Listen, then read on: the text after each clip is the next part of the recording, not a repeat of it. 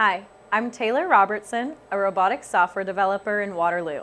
Today, I'm going to be showing you how to edit a search group.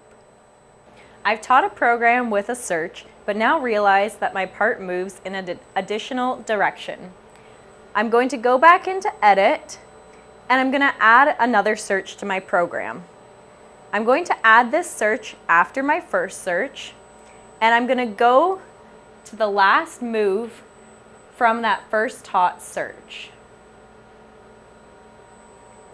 From here, I'm going to click Add Here, and I'm going to add a search.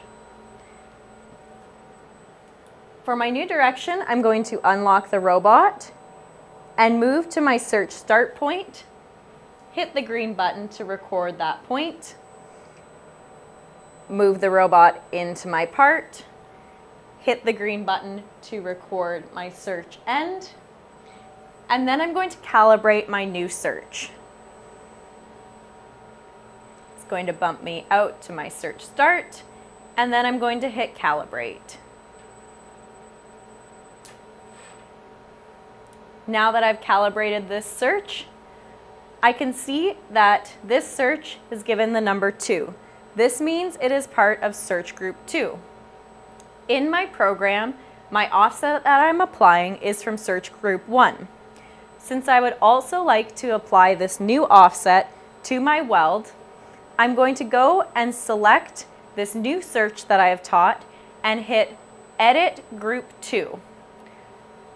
This is going to provide me with a selection of the search groups that exist, and I'm going to select search group 1 to add it to. I'm going to hit OK, and it is going to ask if my search has been calibrated already. Since my part has not moved, I'm going to say it is already calibrated, and I'm going to hit OK.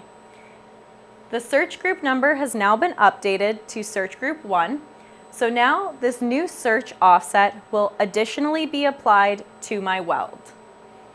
If I go to hit Done, it will write my program to the controller, and we can now see that I have an additional search added to my program.